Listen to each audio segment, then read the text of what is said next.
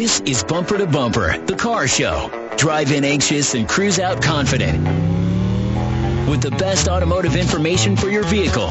And now your hosts, Matt Allen and Dave Riccio. Well, good morning, everybody. Welcome to Bumper Radio. I am Dave Riccio here along with Matt Allen, and we are your KTAR car guys, heard every Saturday from 11 to noon. At Bumper to Bumper Radio, we're helping you, the motoring public, have a better overall car experience. We've all got one. We need to learn how to take care of it. If you've got car questions, we've got answers. So we encourage you to give us a call at 602-277-5827, 602-277-KTAR. And you can also text us at 411-923. Today we brought in a little help. We've got Curt Rock from Curt's Auto Repair up at I-17 in Bell, and he is a guy that is good for auto repair, so we needed his help. He knows more than Matt and I, so it's good to have him. Today on the roadmap, fact or fiction, we're taking your texts and phone calls as always. And which fuel is right for the car? And, you know, people have all kind of crazy stories about what they think they want to do with their fuel. And I don't know if any of them's good or bad, or I see people doing the wrong thing with the gasoline thing. Oh, rookie, turn that up. I guess I got to turn that volume up on the microphone feed some. Well, the one with the lowest price, the one at the gas station's the right one, isn't it? That's the one I do. Which one? The one? The one. 87 octane. My grandpa swore by it, and that's what I've used ever since he told me to use 87 octane. Oh, you know, I know the right answer. The right answer is what your car manual says, but you still see people doing all kinds of goofy things. Back east, I used to live in Virginia. They have Sunoco stations. And in Florida, I was recently in Florida, and I think it was even more confusing. I think there was 5 different choices of which fuel to get. Maybe it was 4, but there could have been 5 because I think the Sunoco has an extra, but fuel, maybe a 94 or some other higher octane. But I remember when I was a kid, my dad had his motorcycle, this hot rod little deal. We used to ride up to the Beeline Cafe for breakfast, and he'd put in a little bit, and he's cheap too. He's probably listening. So he'd put in a little bit of premium unleaded, then he'd add a little bit more of the other, and he's doing his own mixing at the pump. Used to see people doing that. I worked at a Unocal gas station. They had 4 grades. And the 4th grade, or one of the grades, was just the pump mixing the two, mixing the two. So I don't know what the right answer is. I guess. Well, I used to think it was all marketing. Good, better, best. You always get 3 choices if you notice that when you go, oh, we got this one, we got that one, we got that one. So which one do you want? Just pick the one in the middle because it's not so fancy that you're feeling like I'm feeling a little saucy, and you don't want to be a cheapskate either. So I go with the 89 octane because I like to be kind of middle of the road. But there is a point to it. So I thought we'd talk about octane today because most people, I was asking the guys, and I work in a transmission shop, so I got guys that don't know a whole lot about fuel injection and fuel and which gas is right for you. And we're sitting at lunch, and I said, guys, which fuel burns faster, high octane or low octane? And I went around one by one. They all said, oh, high octane burns faster. That's the stuff you use in performance cars, and we want it to be fast. So that's what the answer is. Were they right or wrong, Curt? They were wrong. They were wrong. Yeah. So high octane does not burn faster. It's actually burns slower. So if you're getting 92 octane or 91 octane, I don't know if we see 92 anymore, it's going to burn slower than 87 octane. Well, Dave, and you made a good point earlier. The gas used to be good, better, best. And way before I even had a driver's license, and Curt, you might be able to help. The premium fuel back in the day, if you wanted to get all the stuff with the additives and the cleaners and the detergents, you had to buy premium. Yeah, and it was 101 octane back then. Okay, we're into good stuff. So it had premium, and then most cars took regular leaded. I guess it would be leaded gas at the time, or we'll just say unleaded gas for the sake now. But to get that gas, you didn't have all the additives, all the different cocktails, and all the different mixtures that made it premium.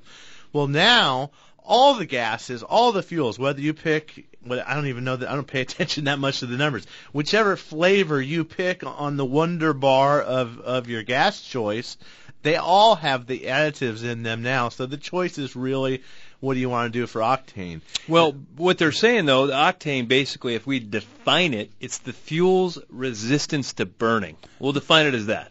Flashpoint is what they call it. Flashpoint, okay, Yeah. another word for it.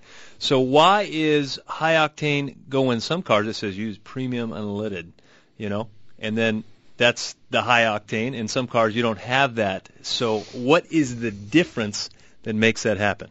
Well, it's going to be the engine. It's going to be the mechanics of the engine. A higher compression ratio of the engine. It's going to require a higher octane fuel because we don't want it to ignite as fast. We don't want it to ignite while the engine is still forming pressure or compressing the mixture in the combustion chamber. If it's a lower octane fuel, it's going to burn faster and it's going to flash faster.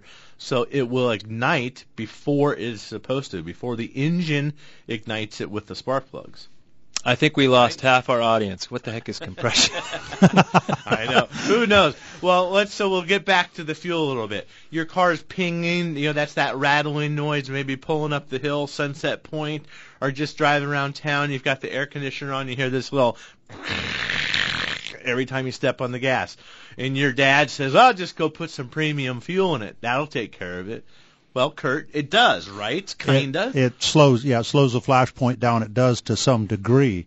However, that may or may not be the right answer. It could be, in today's cars, it could be all kinds of things like knock sensors bad and all kinds of that sort of thing. So just because it's pinging to put premium fuel in it isn't going to be the answer to serve all problems. Well, yeah, that's kind of like a little bit of aspirin for the headache. Right. The pinging went away. As soon as you quit taking the aspirin, your head still hurts like... Yeah. You took a pounding yesterday. So if you have that, I mean, like you said, the higher octane fuel will help get rid of that. But maybe there's the underlying problem, something that's happened over the course of 50, 60, 70, 90, 100, whatever, name your mileage, that's been requiring you to use this increased fuel because maybe you've got carbon buildup in the engine or maybe you just got a bad tank of gas somewhere, but I don't think that happens very often anymore.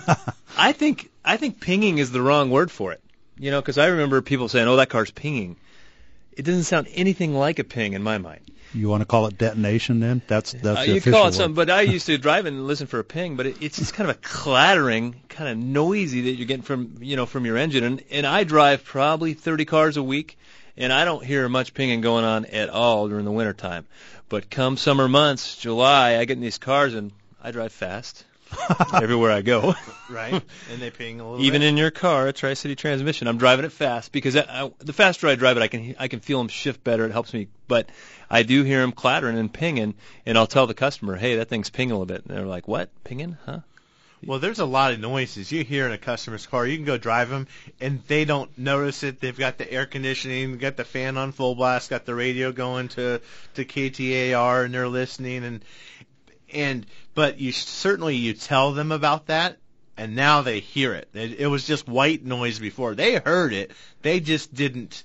They just didn't know what it was that was making the noise. Well, I was listening to Dave Ramsey the other day, and he's talking about beans and rice and beans, and saving money and all that stuff, which is great. But at the gas pump, if your car takes premium fuel, and you decide, "Hey, I'm going to save a little money and put some 87 octane in there," you're going to have to eat more beans and rice because you're going to save some money on the gas, but your car's going to become less efficient.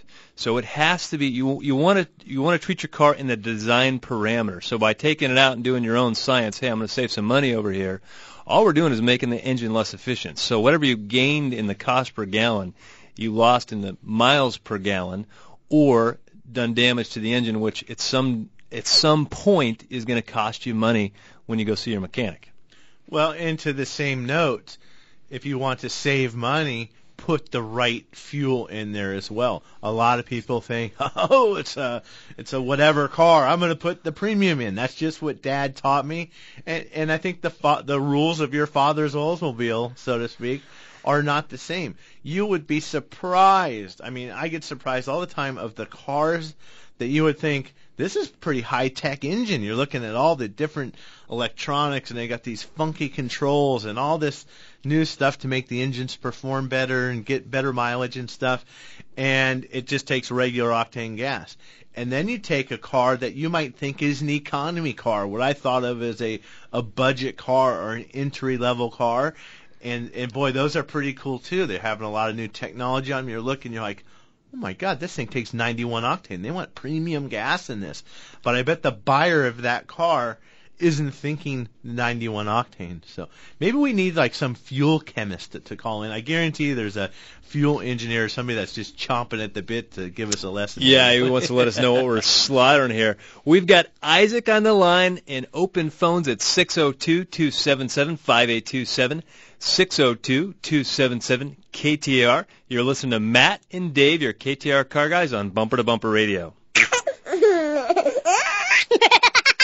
It sounds like they've just had the accurate automotive experience. We're family-owned and operated and have served the Mesa, Tempe, Gilbert communities for over 22 years. We focus on building long-lasting relationships and, oh yeah, listening to you so that we can understand, meet, and exceed your expectations. One location, 14 bays, 88 years of automotive expertise, and a passionate commitment to customer service and excellence. My name is Lee Weatherby, and I approve this message because it's true. We love what we do, and we want to do it for you. Accurate Automotive, the home of friends serving friends. There's nothing more important than family. Hi, Curt Rock for Curt's Auto Repair. Family owned and operated and bumper-to-bumper radio preferred. We've been taking care of Valley families and their auto care needs with a perfect Better Business record for over 27 years. Come experience the difference our ASE Master Techs can make for you and your family at Curt's Auto Repair. Just east of I-17 at 22nd Avenue and Bell Road, or online at mycarhurts.com. Gas or diesel, foreign or domestic. If your car hurts, take it to Curt's.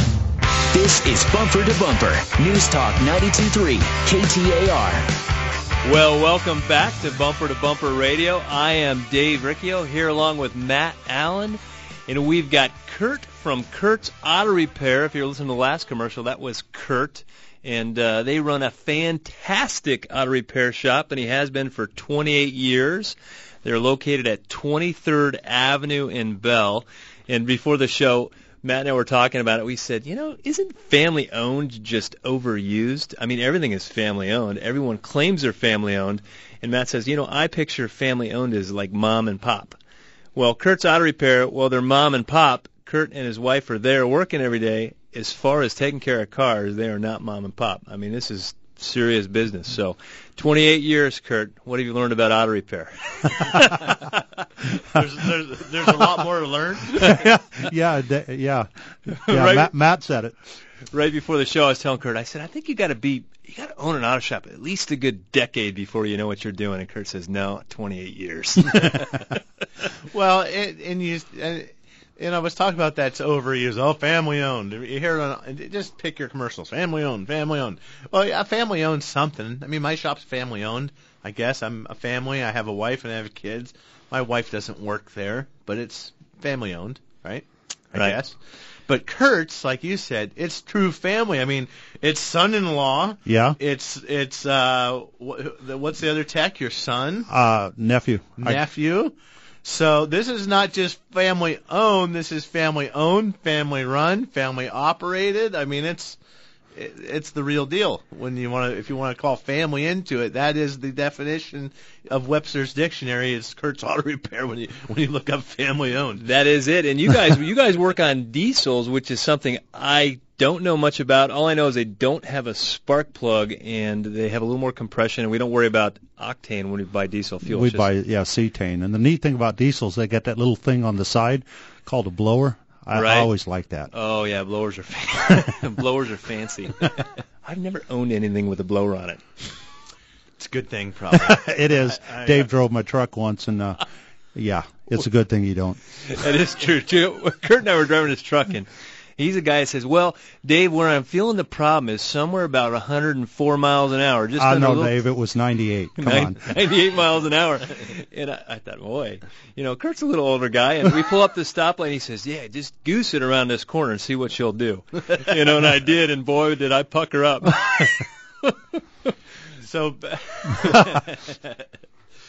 We won't talk about puckering, Dave. Oh, no, especially not for you this week.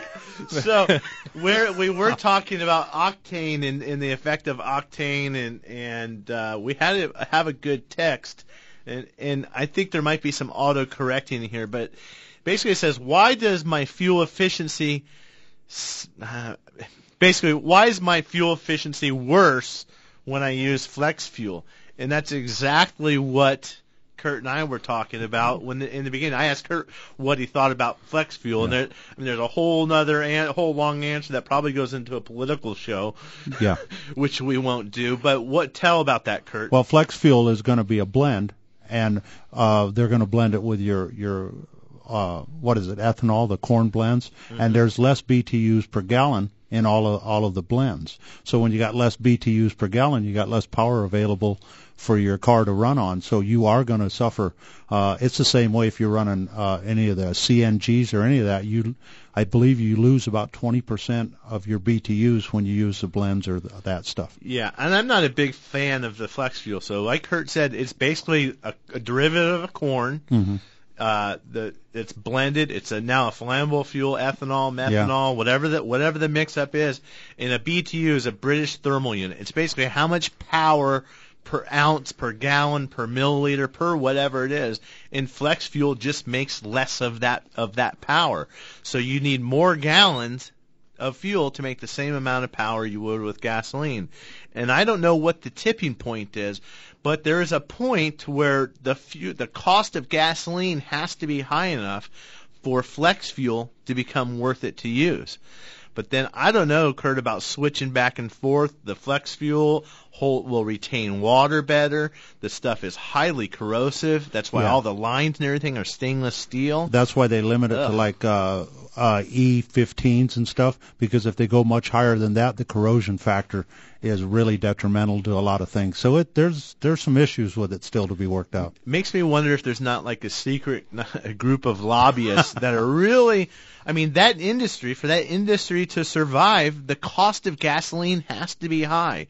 So there's people out there banking and betting saying, we need gasoline costs to go up so that our other corn fuel that we sell here will be I could never imagine the cost of gas being manipulated. Oh, imagine that. Right, huh? We've got Isaac, Brad, David, and Kevin on the line. We are going to go with Isaac in Glendale. He's got a 91 Cadillac Seville. How can we help you today, Isaac? Good morning, guys. I got a 91 Cadillac Seville. I got a problem with my brakes. Every time I back up with the car, I hear a twitch on the front brake, like a lock. So when you're backing up and you hit the brake for the first time while you're still moving real slow in reverse, you hear just a one click and that's it. Yes, it just locks the. Okay. I think we lost you for a second. I don't know if you said it was locking up or anything, Isaac. Curt, I'm thinking that there's probably a piece of hardware missing that holds the brake pads in. So you have the brake pads that sit in a holder. Maybe it's just the spindle, and it's machined out, and it's the same shape. Picture a puzzle. You've got to be able to slide this brake pad into this bracket. Well, inside that bracket, the brake pad can move around, I don't know, an eighth, 16th of an inch a little bit. Yeah, at least. Yeah, and there's a spring-loaded clip that helps those pads stay in place. So what could be happening is when you are going backwards, you step on the brake for the first time, the caliper squeezes down in that brake pad and clunk, they go into that position to the downward, or what would be the rearward rotation. Next time you step on the brake, maybe you're not really stopping, you're just giving a slight movement, and then they go back to their normal rested position where you're braking, going forward 99% of the time, I would guess. Probably just a hardware issue. Probably hardware. Some of them did have somewheres where the pads wore into their holders, and that created a problem. But it's a hardware pad issue somewhere. Well, drum brakes, too. That's when the self-adjustment happens, right? When you're going backwards, click. But it's his front. It should be the disc. Well, I know he said front, but I'm expanding it. I'm expanding it a little bit, guys. Yeah. Well, I don't know. Some cars don't even. You see all these advertisements. Includes adjust the rear brakes. I haven't seen a car with drum brakes in a long time. Yeah, but he said 91. Yes. So which Octane should I be buying for my car when I go to the pump? I mean, how many people have opened their owner's manual? All the cars that say premium says right there on the gas gauge, hey, you need to put premium unleaded in it. So we got Brad, David, and Kevin coming up next. But what do you think? Should we sneak Brad in real quick? No. We're going to make Brad wait? All right, Dave. Matt's timing's off. I think it's because of that surgery you had earlier in the week. Okay, Dave. So anyway. You had one of those surgeries he really doesn't want to talk about. And well, I'm going to bet that when we get to Brad's, his car takes premium. The Pathfinder that David's got, David's Pathfinder, who we'll talk to after Brad, probably does not take premium. And here's a PT Cruiser. It's turbocharged. Maybe the turbocharged PT Cruiser wants premium unleaded. What do you think, Dave? I don't know. When we come back, we'll find out which gas stations are watering down their gas, if there is such a thing. We're taking more phone calls. You're listening to Matt and Dave on Bumper to Bumper Radio. Hi, this is Greg LaFonsi of Automotive Diagnostic Specialties. Yes, we realize this is a long name to remember, but most of our customers know us simply as ADS. ADS is a family-owned and operated, state-of-the-art, full-service automotive repair facility with an expert staff that has helped us earn the coveted AAA Top Shop Award as one of the best shops in the nation for the second straight year in a row. We are honored, humbled, and dedicated to providing the same level of service to you and your family. We will always strive to get it done right the first time so that you will leave with a smile on your face after every repair or service. ADS is a bumper-to-bumper radio approved shop with a long name but a short, simple goal. Customer satisfaction is our number one priority, and everything else takes care of itself.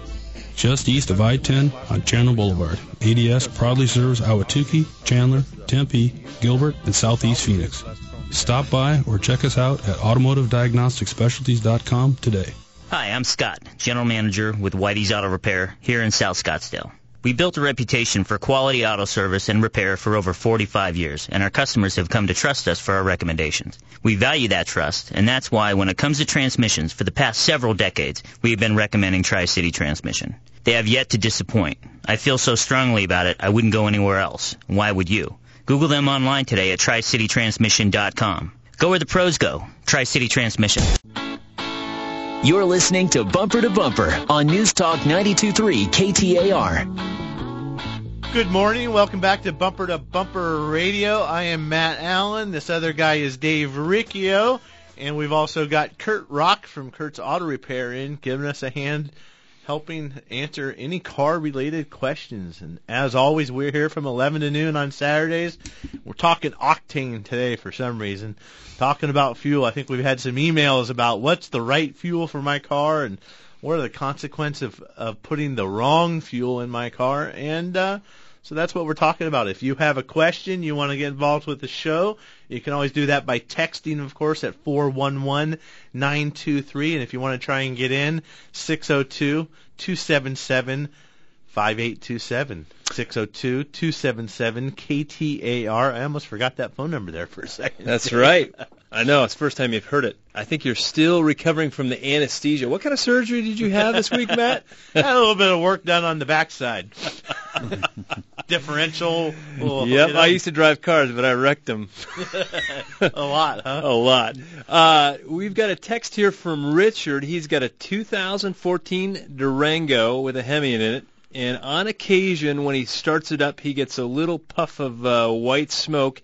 And he's asking if he thinks he has a fuel issue. And, Curt, give me your thoughts on that right off the bat. Well, on a 14, I would definitely bring that to the attention of the dealer. But it sounds like he could have like a drooling injector or something along them lines where he's getting a little extra fuel. And at any rate, at a 14, the dealer's going to need to be aware of that. Curt, does that fuel injector see like another really good-looking car and start drooling a little bit, or what? You'd have to ask it. That was so descriptive. I thought it was good because as soon as he said drooling injector, I knew exactly what he was talking about. And what he means is the fuel system stays pressurized after you shut the car off. So that way, when you go hit the key, the car is going to run the pump for just a second, make sure that the pressure in the system is there, hit the key, it's going to fire right up. Over time, if that injector's drooling, maybe there's a piece of trash, or I mean, we're talking a microscopic size of debris in that fuel injector pintle. It's not going to maintain that pressure, so it's slowly just going to drip down that cylinder is going to be overloaded, and poof, that could be your puff of white smoke. Well, thanks so much for the text, Richard. We are going to go with Brad in Chandler. He's got a 2002 BMW 525. How can we help you today, Brad? Hey, guys. Long-time listener, first-time caller. Thanks for taking my call. You bet. I got a 2002 BMW 525, and on the cab, it calls for 89 octane, and, I think one of you guys said earlier your dad's kind of a cheapskate, so is mine, and I guess it's kind of in the blood. So I put 87 in, and, what I've been doing is, I've had the car for over a year, and I'm not getting any kind of detonation with that octane. So I guess my question is really, is detonation able to happen at a level to where you can audibly hear it, to where, I might be doing some premature wear without knowing it? Yes, does that make sense? Yeah, the detonation can happen without you knowing about it at all. I'll back up to the beginning. If your car wants the 89 and you're using the 87, use the 89 for a while and see how it acts. My wife has a 2006 5 Series. She claims she can tell the difference. Once in a while, I'll put gas in her car and I'll be cheap and I'll put the middle grade. Hers is asking for 91 octane. She claims she can tell the difference on the way the car handles. And the reason that she thinks she can tell the difference, and the reason that you have detonation happening that you can't hear, is the car always adjusts for this. Curt talked about something earlier and referred to a part in the car called a knock sensor. There's a sensor attached to the engine block, and some cars have multiple sensors, 4 of them. Some have just 2 or some 1, and that sensor can detect a detonation or a ping happening in the engine. And sometimes, Curt, I don't know if we used to test them, just take a ball-peen hammer and you just give a smack on the engine block next to the sensor while watching the sensor feed with a lab scope. And if it gave a signal, we knew that the sensor was capable of working. So what will happen, that knock sensor will pick up that ever so slight ping or detonation that's happening in the engine, and then it will make adjustments to the engine.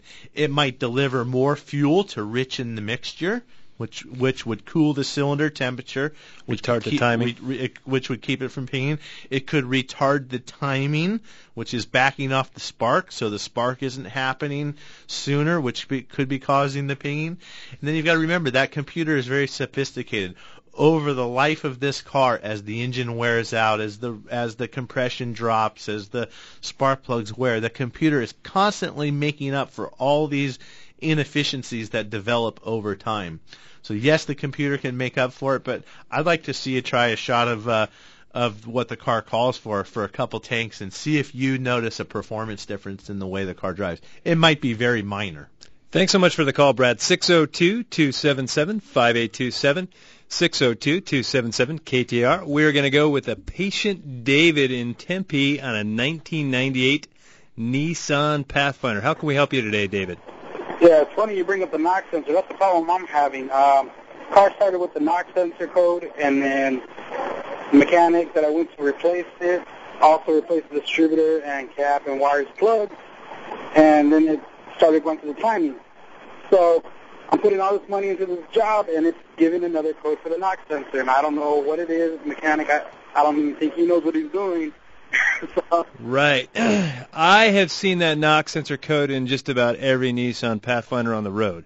It's in all of them, and I always talk to Joel, who's over at Arizona Import Specialist, because he worked at Nissan forever. He works on Nissans all the time. He said, Dave, you're going to just replace a knock sensor to have the knock sensor code come right back. I mean, there's something really wrong with that vehicle and that knock sensor code.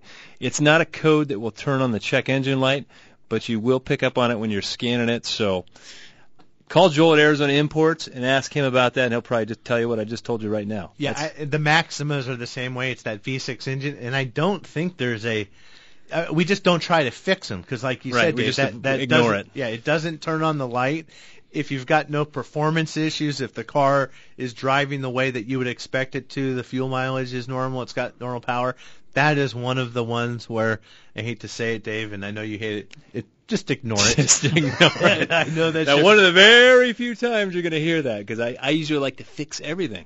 But that is definitely worth a phone call. And you're in Tempe, so it's a perfect fit. Joel, Arizona Imports. The guy will take 5 minutes and talk to you on the phone about it, and then you found a place, a home for your car for the future. Well, we're going to go with Jacob in Phoenix, and looks like he's got a Grand Wagoneer, Vapor Lock, ethanol blends. Kurt, that's right up your alley, I bet.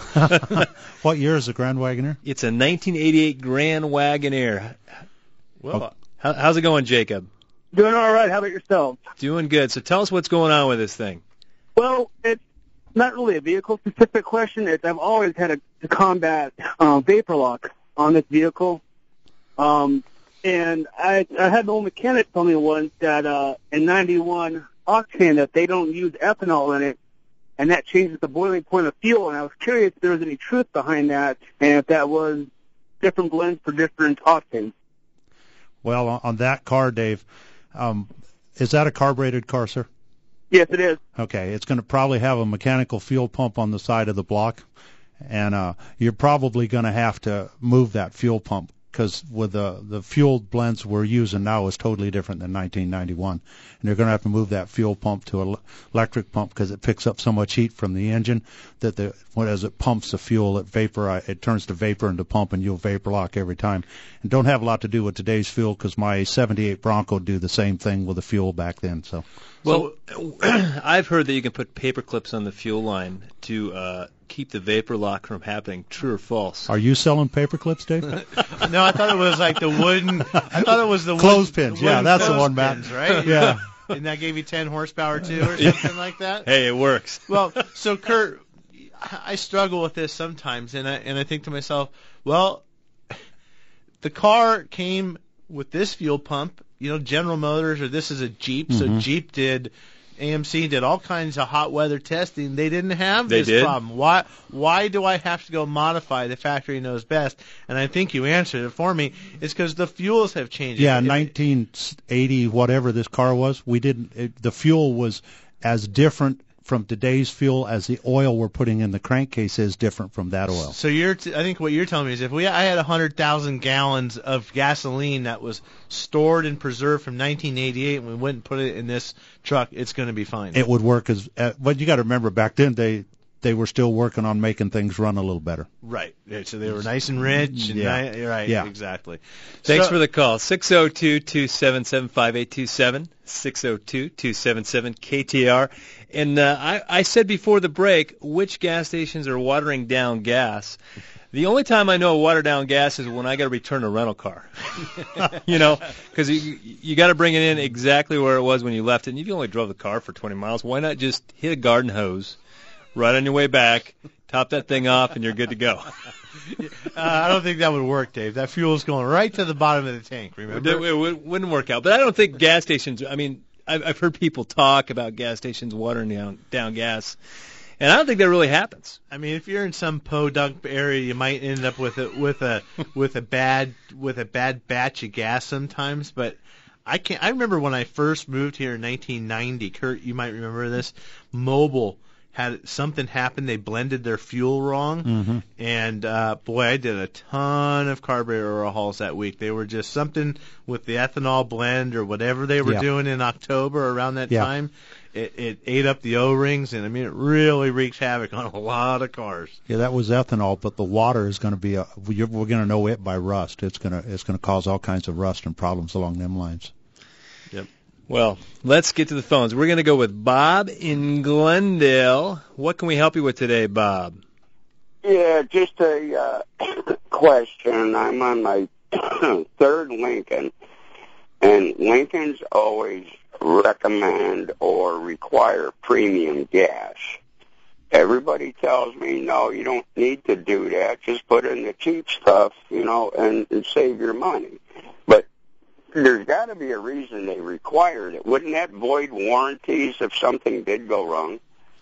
Well, yeah, I think it would void the warranty. Your 2006 is clearly out of warranty at this point.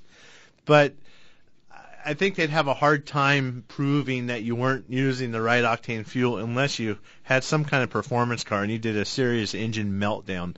But the engineers that designed this, allegedly they know what they're doing. I mean, they've designed these things to work, and if that's what they want in the car, that's how it's going to run at its most optimal, most efficient way. I'd like to do the math sometime. I guess it wouldn't be too hard to do to figure out over the life of a car or even over the life of a year what the difference between using the premium, the correct fuel, if that's the case, versus the not so good stuff. I wonder what the number is, but not enough. It's time for Fact or Fiction. Sometimes I just have to cut him off because he won't shut up.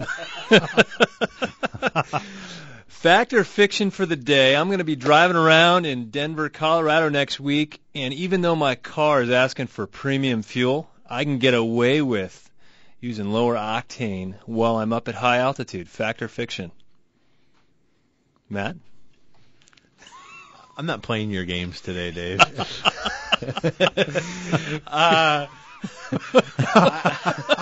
don't know. I'm going to say fiction. Fiction? Yes. How about you, Kurt? Well, you're going to have a thinner oxygen content up there, and that's what your guess is based on. But I don't know. If Matt says fiction, I got to say fact because we can't agree. That's true. I'm gonna go with Kurt because we're putting less air in there, therefore the higher compression really is less of a factor. Because compression ratios, all that stuff is set up at sea level, which is 14.7 pounds atmospheric pressure, and in Denver, Colorado, we don't have the same thing. So up there, we got to use a pressure cooker. Down here, we don't have to. Right. So therefore, we can cheat our octane rating and get away with it. So you're gonna buy the lesser octane. I sure am. But I would argue that they've already made that adjustment. So if you go and buy the less octane gas, you've double lessened your octane. That's true. The car could have compensated, so maybe there's some more clarification here. But when we come back, we got a couple open lines at 602-277-5827. You're listening to Matt and Dave, your KTAR car guys on Bumper to Bumper Radio. It sounds like they've just had the accurate automotive experience. We're family-owned and operated and have served the Mesa, Tempe, Gilbert communities for over 22 years. We focus on building long-lasting relationships. And oh yeah, listening to you so that we can understand, meet, and exceed your expectations. One location, 14 bays, 88 years of automotive expertise, and a passionate commitment to customer service and excellence. My name is Lee Weatherby, and I approve this message because it's true. We love what we do, and we want to do it for you. Accurate Automotive, the home of friends serving friends.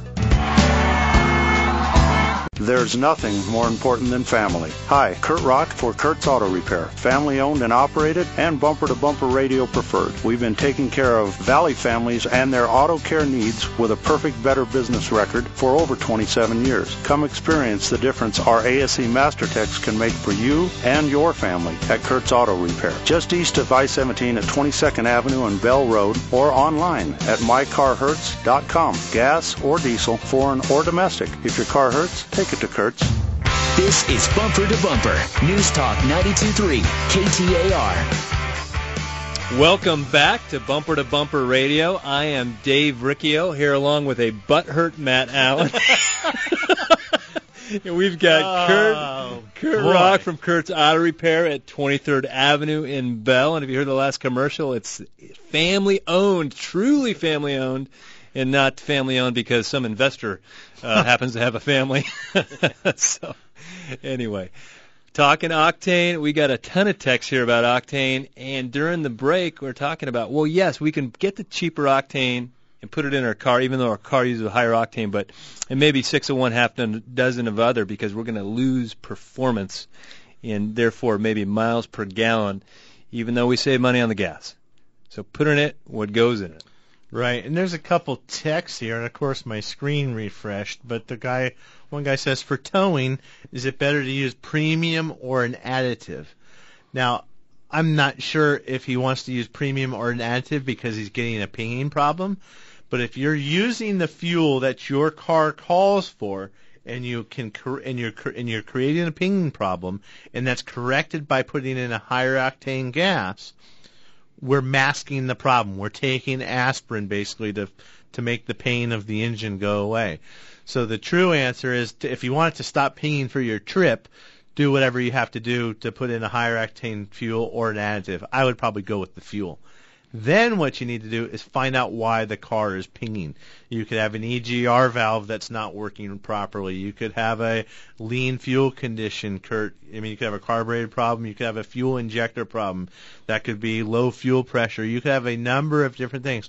You could have carbon buildup in the engine because you've been using cheap gasoline and getting carbon buildup, which is raising the compression ratio, which is causing the pinging or the detonation that you're hearing. So, again, I think it's always just best to use what the car calls for, and if there's a problem using that, then fix the problem.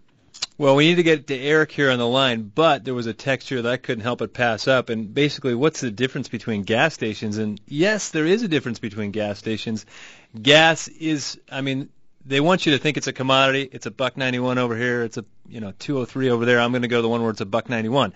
In a lot of cases, yeah, you could do that, but there's something called top-tier fuels, and not all gas stations have it. But as these cars are getting more into direct injection and that type of thing, you're seeing a lot more top-tier fuels, and that's fuels that have the extra little goodies in there. Matt, I know you spent a lot of time looking at top tiers. Let us know. It's just the detergents, and there's a specification to be able to qualify to be a top tier fuel, and it's the detergent. Carbon is a big problem. Just picture your chimney after burning wood all winter long for many winters. That hole in the chimney that used to be, I don't know, a 2x2 hole now is 10 inches by 10 inches. It can't breathe. It can't get the smoke out, and the same thing happens in your in the engine if you're not using the right fuel. So top-tier fuel. So there's a difference. We're going to go with Eric in Queen Creek on a 2001 Dodge Dakota. How can we help you, Eric? Yeah, my truck is a V8. It's a 5.9 liter, and recently got a job. It's making me drive about 45 minutes now. So I'm been researching how to get better fuel efficiency in my truck, and I've researched things as far as getting a new air intake, doing some things with the muffler and exhaust and stuff like that. So I'm just wondering what I can do now, kind of beginning things I can do to start helping the fuel efficiency in my truck. Well, Kurt probably has some performance issues, but I would say, I mean, the best money spent is to make sure that what was there from the factory is there and is complete and is designed and is working properly. Meaning you don't have worn out spark plugs, you've got good ignition cables, you've got clean fuel filters, the car is running the most efficient it can run as if it were stock. And now if you want to start talking about adding aftermarket performance things to items to increase fuel economy, Kurt, what would you do? Because you do a lot of that. Yeah, I do. I do a free flow exhaust and a free flow intake, and even at that, you can't expect to jump no 2 mile a gallon or anything like that. But over time, that will be the best money you spend. Anything beyond that, you get into real money and very little return on it. Well, but even so, you can bolt all the performance accessories you want, but if fundamentally the truck is not properly maintained and tuned and serviced, yeah, it's not going to do a darn thing for you anyway. Yeah, it's like you said, start with the basics. Make sure the plugs ain't got a gap of 110 thousandths and stuff like that. We pull these spark plugs out. We can't believe these cars are running sometimes. Well, speaking of fuel problems, and it's a whole other conversation, but you hear me talk about engine carbon buildup, especially with direct injection engines. And we've been doing some work, and scientifically, to the extent that we can do it scientifically, we're taking these cars with 40, 50, 60,000 miles on them.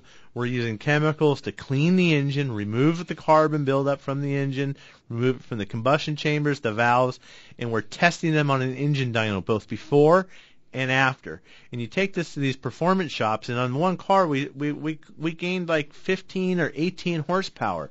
And the guys are like, "What did you do?" We're like, "We just cleaned it. We put it back to stock. We got rid of the 80,000 miles of carbon buildup." And they're like, people spend thousands and thousands of dollars in aftermarket accessories to get half the horsepower you got by just cleaning the engine up. Yeah. So. Well, I know there's a lot of talk and disagreement in our business about fuel injection services and flushes and all that stuff. The rules are kind of changing where people say, oh, that's a bunch of hogwash. And there's plenty of fuel injection services out there that are hogwash. But there are some that are valuable. So you can't just broad stroke everything. But you're talking about these direct injection cars, Matt. And this is a technology. How many years has this been around? Well, I mean, direct injection's been out I mean, it's been in cars long time ago. Diesels are direct injection, but it's now being applied to gas. I'd say in the modern car nowadays, someone's going to tell me I'm wrong, but it's 6 years or so. So within the last decade, we are now having to do things differently than we did in years before. Oh, big time. Well, thanks for joining us. To find a great auto repair shop like Curt's Auto Repair, you can go to bumpertobumperradio.com. While you're there, be sure to like us on Facebook. Thanks, Bree, for running the dials. And Matt, I'm really surprised you made it today. He made me a little nervous. Dave, I swear, the next day that I do this show by myself and you are not here, you are going to pay a premium. And I'm not talking premium fuel here either. Well, Matt went to the proctologist this week, and so I sent him a text, and it sounded like this. You using the whole fist, Doc? So we'll hope to see you next week. Remember, never to text and drive.